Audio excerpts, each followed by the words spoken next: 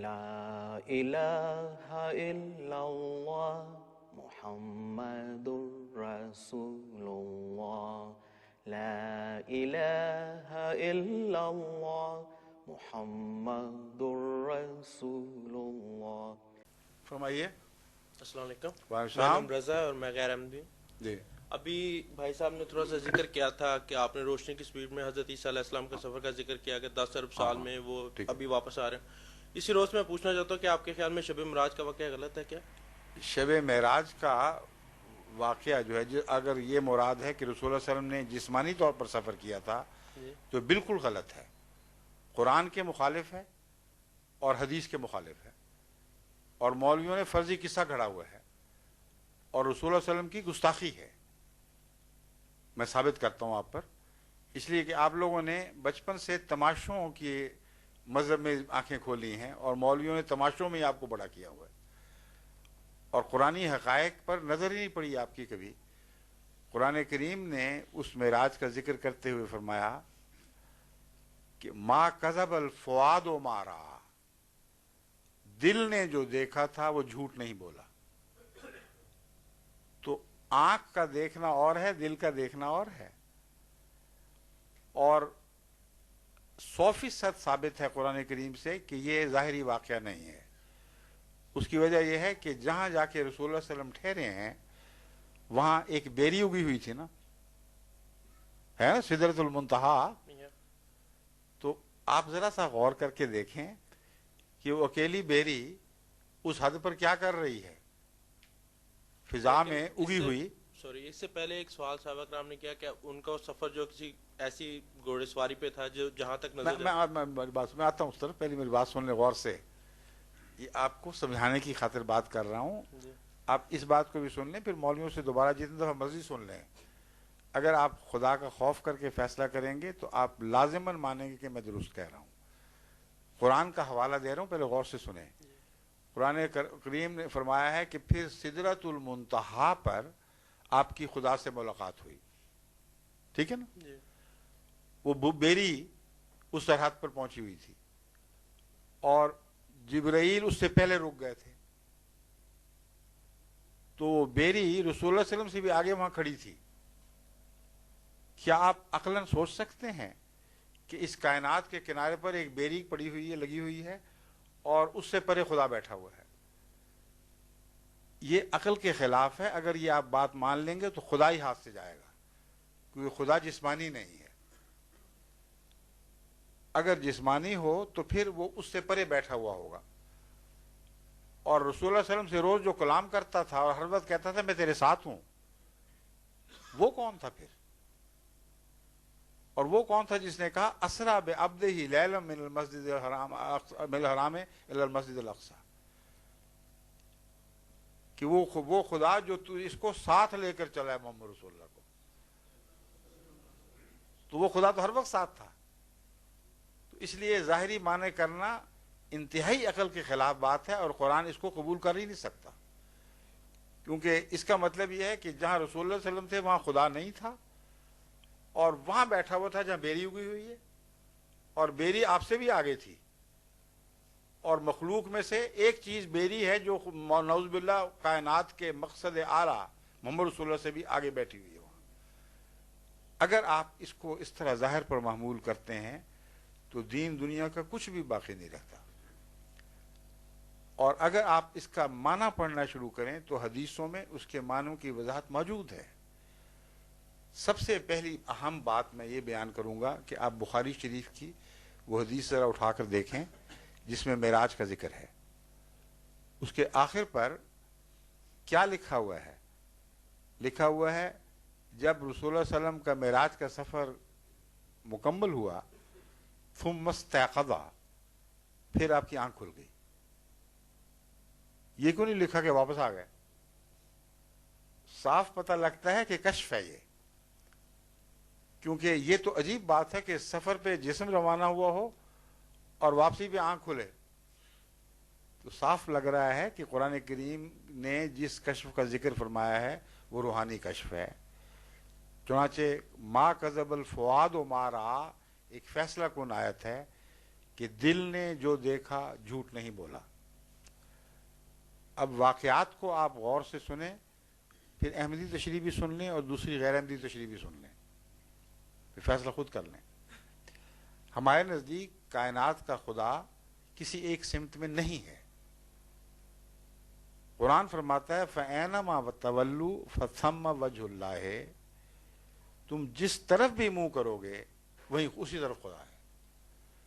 تو یکجہتی خدا صرف مولوی کے دماغ کا خدا ہے، قرآن کا خدا ہر سمت میں ہے، اور اس مضمون کی آیات اور بھی ہیں اور کثرت سے ہیں جو بتاتے ہیں کہ ہر جگہ ہر وقت ہمہ طرف خدا موجود ہے، اور اس کے وجود سے کوئی جگہ خالی نہیں۔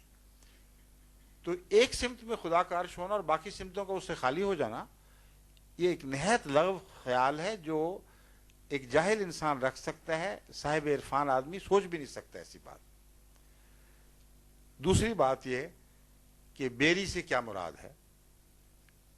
جماعت احمدیہ کی تشریح یہ ہے کہ بیری حد کی نشانی ہوا کرتی ہے۔ یہ وہی بات ہے جو آپ نے چھیڑی تھی کہ علامتیں ہیں یا لفظی ہے۔ جو الہی کلام ہے وہ لفظاً اکثر اوقات نہیں سمجھا جا سکتا جب تک اس کے عرفان کے معنی نہ سوچے جائیں۔ بیری حد کی نشانی ہوتی ہے۔ آج بھی پنجاب میں اگر آپ پنجاب کے ہیں تو آپ دیکھتے ہوں گے باڑوں پر بیریاں لگائی جاتی ہیں، اس لیے کہ کانٹے دار ہے، گزرنے نہیں دیتی اور اچھی حفاظت کرتی ہے کنارے کی، علامت ہے کہ یہاں ایک ہاتھ ختم دوسری شروع۔ تو بیری ایک نشان تھی تخلیق کی حد کا، اس سے آگے خدا کی تنزیہی صفات شروع ہیں، اور کسی بندے کو خواہ وہ نبی بھی ہو انسان کی حدود سے تجاوز کرنے کا اختیار نہیں، یہ علامت تھی۔ پھر اس سفر میں آن حضرت صلی اللہ علیہ وآلہ وسلم نے ایک بڑھیا کو دیکھا۔ حدیثوں میں آتا ہے ایک بڑھیا عورت آپ کے سامنے آئی اور اس نے 3 پیالے پیش کیے، ایک پیالے میں شراب تھی، ایک میں پانی تھا اور ایک میں دودھ تھا، اور آپ نے جو دودھ تھا اس کو قبول فرما لیا اور شراب اور پانی کو رد کر دیا۔ جبرائیل جو ساتھ تھے انہوں نے کہا آپ نے بالکل ٹھیک کیا ہے، اور یہ جو عورت ہے بڑھیا، یہ دنیا ہے جو بڑھیا بن کر آپ کو دکھائی دی ہے، کیونکہ قدیم کی چیز جو ہمیشہ سے چلی آ رہی ہو، بظاہر اربوں سال سے آ رہی ہے، اس کو آپ بڑھیا ہی بتائیں گے نا۔ تو جس طرح کہانیوں میں ایک علامت ہوتی ہے، اس طرح یہ بڑھیا دنیا کی مثال تھی۔ اگر آپ لفظی مانیں گے اور اصرار کریں گے تو مطلب یہ ہے کہ اس وقت ساری دنیا سمٹ کر ایک بڈھی بن گئی تھی۔ کوئی دنیا کا معقول آدمی ایک لمحہ کے لیے بھی اس کو نہیں مانے گا، یہ مولوی بھی نہیں مانتے کہ ایک وقت میں جس وقت معراج تھا نیچے کچھ بھی نہیں تھا، وہ سارے سمٹا کے ایک بڑھیا بن چکے تھے، کیونکہ صحابہ موجود تھے، وہ گواہیاں دیتے ہیں کہ ہم تھے، اور وہ واقعات بیان کرتے ہیں، وہی انہی کی روایتیں تو ہم تک پہنچی ہیں۔ تو اس لیے بڑھیا کی تعبیر کرنی پڑے گی، اور جبرائیل علیہ السلام نے کر بھی دی۔ آپ نے فرمایا یہ دنیا ہے، یہ تیری آزمائش کے لیے آئی تھی۔ اب آزمائش میں کیا چیزیں تھیں؟ 3، ایک دودھ، ایک شراب، ایک پانی۔ اب آپ دیکھیں کہ پانی زندگی کے لیے ضروری ہے نا؟ ضروری، زندگی کو قائم رکھنے کے لیے پانی ضروری ہے، مگر پانی توانائی نہیں پیدا کرتا، اس کے لیے خوراک چاہیے۔ پانی پی پی کے ایک آدمی برا حال کر لے، جب تک بھوک نہیں مٹے گی پانی اس کی زندگی کو لمبا تو کر دے گا مگر طاقت نہیں دے سکتا۔ شراب طاقت دیتی ہے، اور شراب پینے والا ایک دم اپنے آپ کو زیادہ مضبوط سمجھتا ہے، جوش آ جاتا ہے اس کو، لیکن یہ بات بھول جاتا ہے کہ وہ طاقت شراب نے نہیں دی، اس کے اپنے خون نے گھل گھل کے وہ طاقت دی ہے، اور یہ دھوکہ ہے محض کہ اسے توانائی نصیب ہوئی ہے، اس کا اپنا خون جلد جلد گھل کر توانائی میں تبدیل ہوا ہے، وہ شراب کا یہ اثر ہوا کرتا ہے۔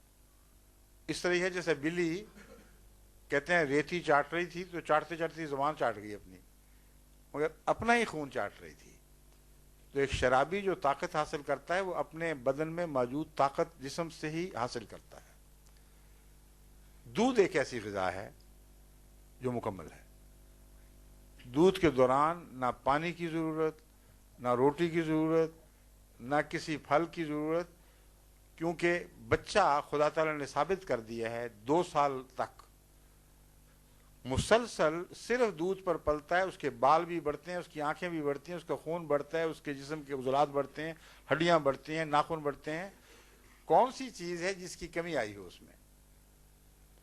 جو بچہ ماں کے دودھ پر پلتا ہے اور دوسرا کچھ نہیں کھاتا، اس کی صحت میں کبھی کمزوری دیکھی ہے آپ نے؟ نہیں. تو یہ پیغام ہے. پیغام یہ ہے کہ محمد رسول اللہ کی شریعت کامل ہے. ایسی کامل شریعت ہے کہ اس کے بعد کسی اور شریعت کی طرف منہ کرنے کی ضرورت نہیں ہے. اس کے اندر پانی کی طاقت بھی ہے، اس کے اندر جسم کے خوراک کی توانائی کی طاقت بھی موجود ہے. تمہاری ساری نشو و نما کے لیے یہی دین کافی ہے. تو ہم جو معنی کرتے ہیں، ہم تو رسول اللہ علیہ وسلم کی شان کو اب ان معنوں میں اور بڑھتا ہوا دیکھتے ہیں. جو لغو تماشے ڈھونڈنا چاہتے ہیں وہ یہی سمجھیں گے کہ ایک بڑھیا آئی اور اس نے یہ پیش کیا اور پھر بڑھیا چلی گئی، اس میں کیا فائدہ ہوا؟ اس کے برعکس ایک اور سوال، جیسا کہ آپ نے یعنی کہ نبی کریم صلی اللہ علیہ وسلم مادی طور پہ نہیں گئے تھے، روحانی طور پہ ان کی تھی، کشف تھا. اس کے برعکس ایک اور معجزہ نبی کریم صلی اللہ علیہ وسلم کا ہے کہ جو چاند کو انہوں نے ہاتھ سے، جی بالکل درست ہے. تو کیا اس سے اللہ تعالیٰ کا جو نظام تھا وہ قانون خدا بالکل کا درم نہیں ہوا، درم برم نہیں ہوا. اس کی وجہ یہ ہے جسٹ ایک یہ طاقت ایک نبی کی انگلی یعنی کہ خدا. میری بات سن لیں آپ، یہ بھی تو دیکھیں کہ ہوا کیا تھا. جی قرآن کریم نے جب یہ فرمایا کہ نظر آپ نے اٹھائی اقتربت الساعۃ وانشق القمر، یہ نہیں فرمایا کہ محمد رسول اللہ صلی اللہ علیہ وسلم نے انگلی اٹھائی اور انگلی کی طاقت سے چاند پھٹا ہے. جی جو قرآن نے کہا ہے اس تک رہیں. جی مولوی کی بات سر بھلا دیں تھوڑی دیر کے لیے. نہیں بات میری بات سن لیجیے. چلیں. جو قرآن نے کہا ہے ابھی اس کی حد تک رہتے ہیں. ابھی مولوی کی کہانیوں کو چھوڑ دیں ایک طرف. قرآن کریم فرماتا ہے اقتربت الساعۃ وانشق القمر، کہ قیامت قریب آ گئی اور چاند 2 ٹکڑے ہو گیا. جب یہ آیت نازل ہوئی ہے تو تب آپ نے چاند کی طرف انگلی اٹھائی ہے، نہ کہ انگلی اٹھانے کے بعد وہ چاند پھٹا ہے. ساری روایتیں یہی بات بیان کر رہی ہیں. آپ کو تو خیال بھی نہیں آ سکتا تھا کہ چاند پھٹا ہے. جب خدا کی طرف سے یہ الہام ہوا ہے، یہ علم پا کر آپ نے انگلی اٹھائی اور واقعتاً لوگوں نے چاند کو 2 ٹکڑے ہوتے دیکھا. سمجھیں؟ جی اب سوال یہ ہے کہ کیا واقعتاً چاند 2 ٹکڑے جسمانی طور پر ہوا تھا یا ایک کشف تھا؟ یا تیسرا سوال یہ ہے کہ کیا واقعتاً دوسرے لوگوں کو بھی دکھائی دیا تھا اور کشف نہیں تھا بلکہ کوئی اور طریق تھا کہ چاند 2 ٹکڑے دکھائی دیا ہو مگر واقعتاً 2 ٹکڑے نہ ہوا ہو؟ یہ 3 امکانات ہیں. ٹھیک ہے؟ ان تینوں امکانات میں سے میرے نزدیک جو آخری بات میں نے کی ہے وہی واقعہ ہوا ہے. اس کی وجہ یہ ہے کہ تمام دنیا کے سائنسدان اس بات پر متفق ہیں کہ چاند 1400 سال پہلے تو کیا، جب سے زمین اور کائنات بنی ہے کبھی بھی بیچ میں سے پھٹ کر الگ نہیں ہوا. اور اگر ایسا ہوتا تو قیامت پہلے ہی آ چکی ہوتی. 100% اہل علم کی گواہی یہ ہے اور قرآن سچا ہے. اس لیے وہ تعبیر قرآن کی کرنی پڑے گی جس سے اہل علم کو مجبور کریں کہ قرآن کی گواہی کو مانیں اور کائنات میں رکھنا نہ مانے اس کے باوجود ثابت کیا جا سکتا ہو. اس پہلو سے جو میں نے تحقیق کی ہے اس کی روح سے صورتحال یہ بنتی ہے کہ ایک تو حضرت مسیح علیہ السلام کی تحقیق کا خلاصہ یہ ہے کہ یہ جو واقعہ ہے یہ اہل عرب نے لازماً دیکھا ہے. اگر نہ دیکھا ہوتا تو اسی وقت قرآن کو چھوڑ کر اس کو کہہ دیتے کہ یہ دیکھو جھوٹ بولا اور کوئی واقعہ نہیں ہوا. بلکہ ہندوستان کے بادشاہوں اور راجوں نے بھی یہ واقعہ دیکھا اور اپنی اپنی تاریخ میں اس بات کو منضبط کیا ہے. بس چاند کے پھٹنے کو دیکھنا کسی ایک اکیلے عرب کے ساتھ، ایک ملک عرب کے ساتھ وابستہ نہیں، دوسرے ملکوں نے بھی اس کی تائید میں گواہی دی ہے، اور دو ہی ملک ہیں جن کی گواہی ہے، ایک عرب کی اور ایک ہندوستان کی. ٹھیک ہے، ان دو ملکوں سے ضرور تعلق ہے چاند کا، اور باقی جگہ دنیا میں کہیں گواہی نہیں ملتی. جو اہل علم اعتراض کرتے ہیں وہ یہ بھی کرتے ہیں کہ چاند نے اگر پھٹنا تھا تو کیا صرف عرب کو دکھائی دیا، صرف ہندوستان کو دکھائی دیا، باقی ساری دنیا کو کیوں دکھائی نہیں دیا؟ کیوں لوگوں نے ریکارڈ نہیں کیا یہ واقعہ؟ اور سائنس کی روح سے ویسے بھی ناممکن ہے. تو اب میں آپ کو دوسرا حل بتاتا ہوں. انہی سائنسدانوں نے یہ بات ثابت کر دی ہے تحقیق کے دوران کہ ڈائناسورس جو کسی وقت اس دنیا کے مالک تھے اور ساری سطح زمین پر چھائے ہوئے تھے، ان کی موت ایک ایسے واقعہ سے ہوئی ہے جس کے نتیجے میں زمین کے بیچوں بیچ شمال سے جنوب تک ایک بادل اٹھا ہے اور اس نے دور دور تک جو کو بھر دیا، اور ایک لمبے عرصے تک اس بادل کے اثر کی وجہ سے جو خوراک کا نظام تھا وہ درم برم ہو گیا، اور ڈائناسور بھوکے مر گئے ہیں. پھر اب جو بادل ابھی بھی آج کل کی جو نئی تحقیق ہے، یہ میں مضامین پڑھتا رہتا ہوں.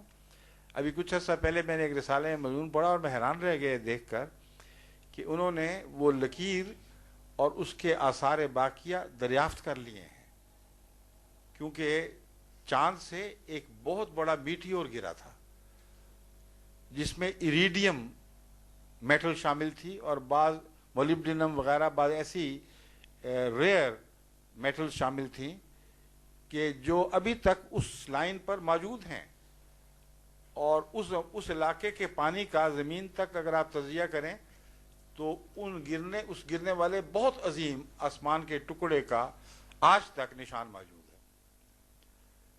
اب جب چاند کی سطح پر بمبارڈمنٹ ہو رہی ہے میٹیورز کی، اگر ایک بڑا میٹیور وہاں گرے تو ہرگز بعید نہیں کہ خاک کا ایک ایسا طوفان اٹھے جو زمین سے دیکھنے والے کو یہ دکھائے کہ گویا چاند دو ٹکڑے ہو گئے. اور اس واقعہ کو جو میں نے زمین کا واقعہ بیان کیا، اس کو اگر چاند سے آپ دیکھیں گے تو دیکھنے والا یہی سمجھے گا کہ زمین دو ٹکڑے ہو گئی ہے، مگر زمین دو ٹکڑے ہو کر جلدی نہیں ملی. چاند سے جو گرد و غبار اٹھتی ہے وہ ایک دم اٹھتی ہے اور ایک دم ہی بیٹھ جاتی ہے، لمبا عرصہ نہیں لیتی. آپ کے لاجک مطابق کہ جو خدا اللہ تعالیٰ ہے وہ جو سائنس کے جو نظام ہے اس کے تابع ہے کہ ایسے برتر ہے؟ سائنس کا نظام اللہ کے تابع ہے. اللہ کے تابع. بالکل. تو اس لیے کیونکہ اللہ اپنے تابع نظام کو جس کو اس نے خود بنایا ہو اس کو جاہرانہ طور پر توڑا نہیں کرتا. تو یہی تو سائنس کہتی ہے کہ انسان جو ہے وہ آج سے کروڑ سال پہلے کسی ایسے کوئی تجربہ، جیسے لوئی پاسچر کا ایک سائنس کا ذکر آتا ہے کہ آج سے اتنے سال پہلے ہارمون تو پھر اور بات کرتا تھا، مگر میری بات سن لیں. آپ ارتقاء کی بات کر رہے ہیں، لوئی پاسچر کا پڑھا اس لیے ڈارون کی بات کر رہے ہیں شاید. ہاں وہی بات کر رہے ہیں. قرآن کریم خود ارتقاء کو ثابت کرتا ہے، تو جھٹلا کہاں رہا ہے قرآن کریم؟ تو میرا مطلب پھر حضرت آدم علیہ السلام کو اللہ تعالیٰ نے کیسے؟ آدم علیہ السلام 5000 سال پہلے یا 6000 سال پہلے نہیں پیدا ہوئے، اس سے پہلے انسان موجود تھے، اور قرآن کریم نے کہیں بھی نہیں لکھا کہ آدم پہلا انسان تھا. اللہ تعالیٰ نے تو آدم کو ہرگز نہ پہلا انسان لکھا، نہ انکار کیا کہ اس سے پہلے کوئی مخلوق موجود تھی، بلکہ آدم وہ پہلا نبی ہے جس کی اطاعت بنی نوع انسان پر فرض کی گئی تھی. اور اس پہلو سے اس سے پہلے انسان موجود تو تھے مگر لامذہب تھے. تو اگر آپ نے احمدیت کو سمجھنا ہے تو یہ نہ خیال کریں کہ نعوذ باللہ من ذالک ہم خدا کی قدرت کے مخالف ہیں. ہم خدا کی قدرت کی تائید میں یہ مجبور ہیں یہ باتیں کہنے پر، کیونکہ اگر آپ نے خدا کو ایک کہانی بنانے والے کے تصور کے مطابق دنیا کے سامنے پیش کیا تو ایسا خدا دنیا ہر جگہ رد کر دے گی. ہم قرآن سے وہ خدا پیش کرتے ہیں جس کو دنیا رد کر سکتی ہی نہیں. اس لیے احمدیت کا مزاج سمجھیں. ہم یہ کہتے ہیں، اور یہ بنیادی اصول ہے کہ اللہ تعالیٰ نے جیسا کہ میں نے ابھی بیان کیا تھا کائنات کو ایک چیلنج کے طور پر پیش کیا ہے. فرمایا میری کائنات میں جو قانون ہیں وہ اسی طرح چلے آ رہے ہیں جیسے تھے, اسی طرح چلتے رہیں گے, کوئی نہیں ہے جو ان کو تبدیل کر سکے, اور اس میں کوئی رکھنا نہیں ہے. جب رکھنا نہیں ہے تو جب قانون توڑیں گے تو رکھنا پیدا ہوگا. تو اللہ کی طرف ایسی بات غیر معقول بات کہ کائنات پیدا کرے بغیر رکھنے کے اور پھر اس کے نظام کو توڑ کر اس میں رکھنا پیدا کر دے, یہ بچگانہ کہانیاں ہیں. قرآن اور اسلام سے ان کا کوئی تعلق نہیں ہے. بس میں جو آپ کے سامنے مضامین پیش کر رہا ہوں یہ قرآن کی تائید میں ہے, نہ کہ اس کے مخالف ہیں. اگر آپ پیغام سمجھ لیں حکمت کا تو آپ کا دل روشن ہو جائے گا. اگر نہیں سمجھیں گے تو کہانیوں میں بستے رہیں گے. جو عیسیٰ 2000 سال نہیں اترے وہ اگلے 2000 میں بھی نہیں اترنے. دنیا کہیں سے کہیں پہنچ گئی ہے, کیا رخ بدل گیا ہے حالات کا, اور ابھی اتر ہی نہیں رہے, اس لیے کہ چڑھے ہی نہیں. عام نبی تھے, نبیوں کے طور پر فوت ہوئے ہیں, صلیب پر نہیں فوت ہوئے, خدا نے اعجازی طور پر صلیب سے بچا لیا. تو یہ ہمارا عقیدہ ہے. اس نقطۂ نگاہ سے آپ جماعت احمدیہ کے عقیدے اور اس کی تشریحات پر غور کریں گے تو مجھے یقین ہے کہ آپ کو تسلی ہوگی کہ ہم قرآن کے یا اسلام کے مخالف معنی نہیں کرتے, بلکہ قرآن اور اسلام کی تائید میں سائنس کی گواہیاں پیش کرتے ہیں. میں جو اب تک کر رہا ہوں یہی تو گواہی پیش کر رہا ہوں کہ وہ سائنسدان جو کہتے تھے یہ ممکن نہیں ہے, میں نے ان کی گواہی سے ثابت کر دیا کہ چاند پر میٹیورز کا گرنا ان کے نزدیک نہ صرف ممکن ہے بلکہ آئے دن ہوتا رہتا ہے, اور جب ہوتا ہے تو کچھ غبار ضرور اٹھتی ہے, وقتی طور پر چاند میں سپاٹس نظر آتے ہیں. اگر زمین کی طرح اتنا بڑا میٹیور گرا ہو جس نے شمال سے جنوب تک سمندر کو 2 ٹکڑے کر دیا, تو چاند کے اوپر کیا گرد و غبار کا ایسا طوفان نہیں اٹھے گا کہ دیکھنے والا سمجھے کہ 2 حصوں میں ٹوٹ گیا ہے, اور پھر وہ بیٹھے گا یا بکھر جائے گا طوفان تو ایک چاند جڑا ہوا دوبارہ دکھائی دے گا. لیکن اس بات کا ثبوت کہ یہ مانوی کلام ہے, لفظی نہیں ہے, یہ اسی آیت میں موجود ہے. یہ آخری بات میں آپ کو سمجھانی چاہتا ہوں. قرآن کریم فرماتا ہے اقترب الساعۃ وانشق القمر, ساعت قریب آ گئی, بالکل قریب آ گئی, اقترب, اور چاند پھٹ گیا. اب ساعت کا مطلب قیامت ہے کہ نہیں, ٹھیک ہے نا جی. مولوی جو لفظی ترجمے کے قائل اور اس پر اصرار کرتے ہیں, آپ ان سے پوچھئے تو صحیح کہ ساعت کا مطلب قیامت ہے کہ نہیں, کہیں گے ہاں. ان کو کہو تو پھر قرآن نعوذ باللہ جھوٹا ہے, کیونکہ قرآن تو کہتا ہے چاند کے پھٹنے کے ساتھ ہی قیامت آ جانی چاہیے تھی. کہاں آئی قیامت؟ 1400 سال ہو گئے ہیں, گئی کہاں وہ قیامت؟ کوئی جواب دیں تو مجھے بھی بتائیں. ایک اور سوال سر. نہیں, ایک جواب ختم ہو جائے. اس بات کا قطعی ثبوت ہے کہ لفظی ترجمے کرنے جائز نہیں ہیں. قرآن نے پیغام دیے ہیں, ساتھ کا ایک مطلب قیامت بھی ہے, مگر ایک مطلب جس کو تمام پرانے علماء مانتے ہیں, آج کے علماء کو مجھے کوئی پرواہ نہیں, کہتے ہیں کہ عظیم روحانی انقلاب کو بھی ساعت کہا جاتا ہے. بس اقتربت الساعۃ سے مراد یہ تھی کہ چاند کا 2 ٹکڑے ہونا اس بات کی قطعی دلیل ہے کہ جو روحانی انقلاب تیرے ذریعے برپا ہونا تھا اس کا وقت آ پہنچا ہے. اور چاند کس کا نشان تھا؟ عرب کا. یہ بھی مولوی بھول جاتے ہیں. چاند کا پھٹنا ظاہری یا کشفی ہونے کے لحاظ سے معنی نہیں رکھتا, اصل اس وجہ سے معنی رکھتا ہے کہ عربوں کی بادشاہت کا نشان چاند تھا. چاند پھٹ گیا کا مطلب ہے کہ عربوں کی حکومت ختم, شرک اب اڑ گیا یہاں سے, اور محمد رسول اللہ کی لائی جانے والی قیامت اب برپا ہو کے رہے گی. یہ واقعہ آپ کی زندگی میں ہو گیا کہ نہیں ہوا؟ تو جو چیز واقعتاً سچی ہوئی وہ لفظی ترجمے سے نہیں ہوئی, وہ معنوں سے ہوئی. لا الہ الا اللہ محمد رسول اللہ, لا الہ الا اللہ محمد رسول اللہ